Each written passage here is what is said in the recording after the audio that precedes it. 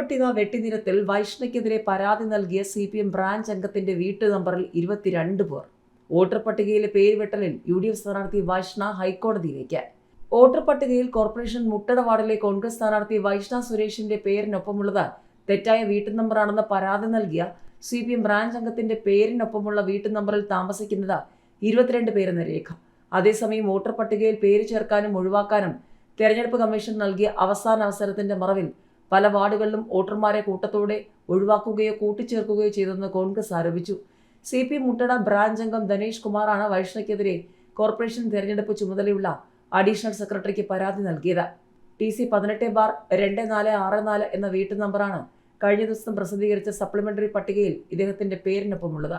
ഇതേ വീട്ടു നമ്പറിൽ 21 പേരെ വേറെയും ഉൾപ്പെടുത്തിയിട്ടുണ്ടെന്ന രേഖയാണ് പുറത്തായത്. തോപ്പിൽ വീട്, മാറയ്ക്കൽ തോപ്പിൽ വീട്, ശക്തിഭവൻ, അനുപമ മാറയ്ക്കൽ തോപ്പ്, ശേഖരമംഗലം, RC നിവാസ്, അക്ഷയ, ഭാർഗവ പ്രസാദം തുടങ്ങിയ വീട്ടുപേരുകളാണ് 18/2464 എന്ന വീട്ടു നമ്പറിനൊപ്പം ചേർത്തിരിക്കുന്നത്. ഒരു വീടിന് ഒരു നമ്പർ എന്ന ക്രമത്തിലാണ് കോർപ്പറേഷൻ റവന്യൂ വിഭാഗം നമ്പർ അനുവദിക്കുന്നത്.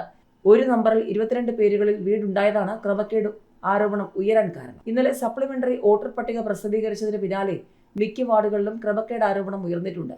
ചില വാർഡുകളിൽ നിന്നും വോട്ടർമാരെ കൂട്ടമായി ഒഴിവാക്കിയെന്നാണ് ഒരു ആരോപണം. മുട്ടട മാതൃകയിൽ ഒരു വീട്ടു നമ്പറിൽ ഒട്ടേറെ പേരെ ചേർത്തെന്നും ആക്ഷേപമുണ്ട്. വോട്ടർ പട്ടികയിൽ നിന്ന് പേര് വെട്ടിയതോടെ മത്സരിക്കാനാവാത്ത അവസ്ഥയിലായ തിരുവനന്തപുരം കോർപ്പറേഷനിലെ UDF സ്ഥാനാർത്ഥി വൈഷ്ണ സുരേഷ് ഹൈക്കോടതിയിലേക്ക്.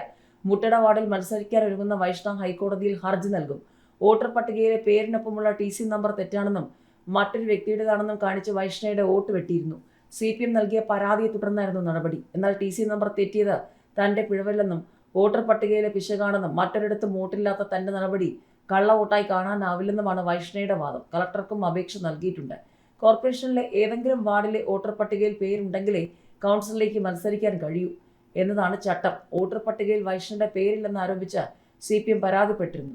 സപ്ലിമെന്ററി വോട്ടർ പട്ടിക പ്രസിദ്ധീകരിക്കാത്തതിനാൽ പട്ടികയിൽ പേര് ഉൾപ്പെട്ടിട്ടുണ്ടോ എന്ന് പരിശോധിക്കാൻ കഴിഞ്ഞിരുന്നില്ല. അതിനാൽ വൈഷ്ണയ്ക്ക് നാമനിർദ്ദേശ പത്രിക സമർപ്പിക്കാനുമായില്ല.